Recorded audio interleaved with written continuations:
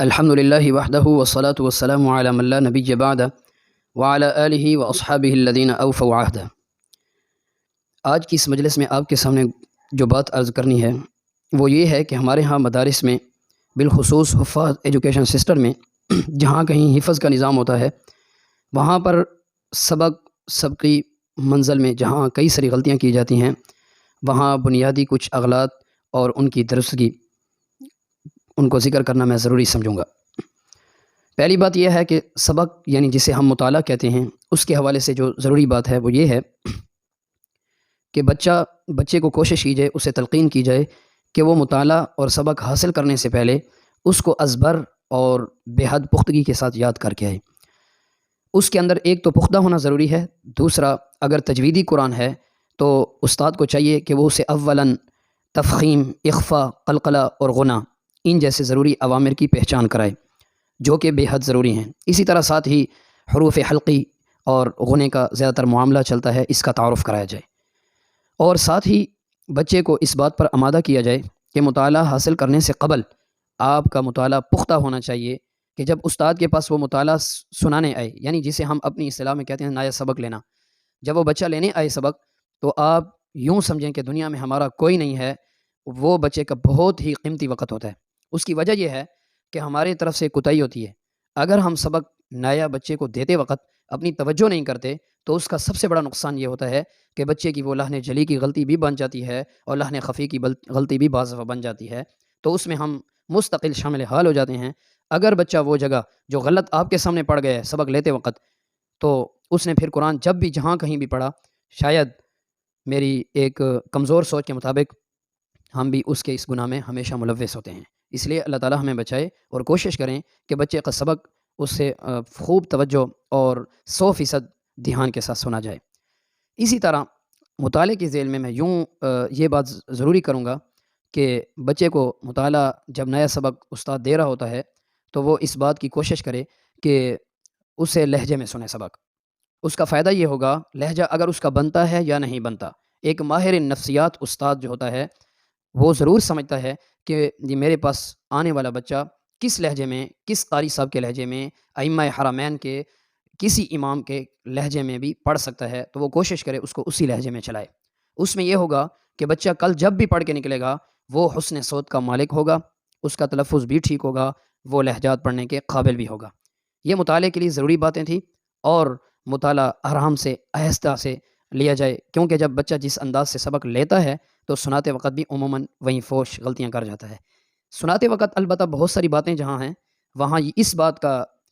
خیال رکھنا بہت ضروری ہونا چاہیے اپنے اساتذہ کو کہ وہ جب بھی اپنے بچے سے سبق سنیں تو آہستہ، یعنی آواز آہستہ نہیں ہونی چاہیے، پڑھنے کا انداز آہستہ ہونا چاہیے۔ مثلاً بچہ سبق سنا رہا ہے تو وہ اس طرح سنائے،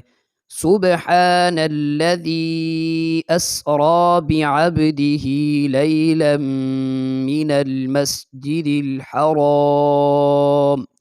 اب یہ ایک تلفظ کا میں نے خیال رکھا ہے، اگرچہ سادے انداز میں پڑھا ہے، بچہ ایسے ہی پڑھے۔ وہ ایک دوسرا سٹیپ ہے، پہلے ہے بنیاد تجوید، تلفظ، اس کی شائستگی ضروری ہے، جو کہ قرآن حدیث سے ہمیں اس کا حکم دیا گیا ہے کہ قرآن مجید کو خوب ٹھہر ٹھہر کر پڑھا جائے، ایسے جس طرح قرآن مجید نازل کیا گیا ہے۔ ان اللہ یحب ان یقرأ القرآن کما انزل، جیسے قرآن مجید نازل کیا گیا ہے، جو بندہ اگر اس کو ایسے ہی پڑھتا ہے اللہ تعالیٰ اس کو پسند کرتے ہیں۔ تو جب بچہ سبق سنانے آئے اس میں دو چیزوں کا خیال رکھا جائے، ایک تو تلفظ کا، دوسری جو چیز ہے ضروری وہ بچہ آواز اپنی اونچی کرے اور پڑھنے کی جو مقدار ہے اس کو ذرا آہستہ آہستہ رکھے، یعنی تیزی نہ ہو۔ اس کے لیے اکثر ہمارے امام جو مجودین ہیں، قرائے کرام ہیں، وہ ایک قاعدہ بیان کرتے ہیں کہ آہستہ پڑھنے والا بچہ تیز پڑھ سکتا ہے، تیز پڑھنے والا بچہ آہستہ کبھی بھی نہیں پڑھ سکتا، اور اس کا ہم نے دوران درس مشاہدہ بھی کیا ہے۔ یہ تھے سبق کے حوالے سے ضروری باتیں، اگرچہ اور بھی کئی ساری باتیں ہیں، اگر الگ الگ ذکر کرنی ہوں گی تو وہ ہم کریں گے۔ اس کے علاوہ منزل کی ترتیب یوں رکھنی چاہیے کہ کوشش کرے استاد از خود سنے، منزل از خود سنے، اور اس میں بھی وہیں ترتیب ہونی چاہیے کہ تلفظ کا بھی خیال ہو، اور اسی طرح منزل کو اونچی آواز سے اور اس کی پڑھا جائے اور اس کی مقدار آہستہ رکھی جائے۔ اس کا جتنا بھی اہتمام کیا جائے گا بچے کی سبق پر، بچے کی منزل پر کافی اثر پڑے گا۔ اس کے علاوہ سبقی رہ گئی، سبقی میں یہ بات ضروری ہے کہ استاد یا تو سبقی از خود سنے، کیونکہ جب سبق ٹھیک ہوا،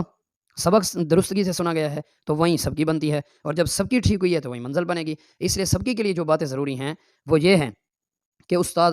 از خود سنیں، گویا جو بھی چیز ہے استاد خود سنیں۔ عموماً مدارے میں سب سے بڑا نقصان یہ ہو رہا ہے کہ ہم جو بھی کام ہوتا ہے وہ بچوں کے حوالے کر دیتے ہیں، ان کی جوڑیاں بنا دیتے ہیں، اس کا کافی خاصا نقصان ہوتا ہے، ہم نے خود آنکھوں سے دیکھا ہے۔ کوشش کیجیے استاد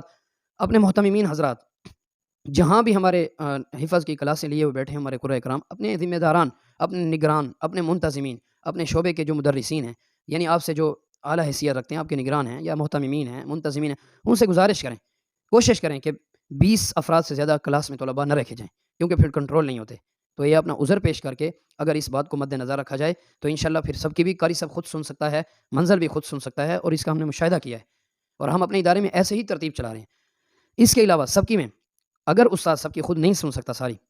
تو کوشش کرے پہلے 5 سبق از خود سنے۔ منزل کی بھی ایسے ترتیب ہونی چاہیے، سب کی بھی ایسے ہونی چاہیے۔ ایک بچے کا مزاج بن جائے گا کہ ہمارے اس ادارے میں جوڑیاں نہیں بنائی جاتی، یعنی جسے ہم اپنی زبان میں کہتے ہیں جگہ بہت زیادہ چھوڑ جانا، یعنی ٹپے مارنا۔ اس لیے گزارش کی جائے کہ اس سے بچوں کا بہت زیادہ نقصان ہوتا ہے، اور اس میں ہمارے اساتذہ ہی شامل حال ہوتے ہیں۔ امید یہ ہے کہ سبق اور منزل کے حوالے سے جو اہم باتیں میں نے ریکارڈ کرائی ہیں اس پر عمل کیا جائے گا۔ ہم نے تو اس پر عمل کر کے خود اپنی آنکھوں سے دیکھ لیا ہے کہ اس کا کتنا فائدہ ہوتا ہے۔ امید ہے کہ آپ کو بھی انشاءاللہ اس کا فائدہ محسوس ہوگا۔ وما علینا الا البلاغ۔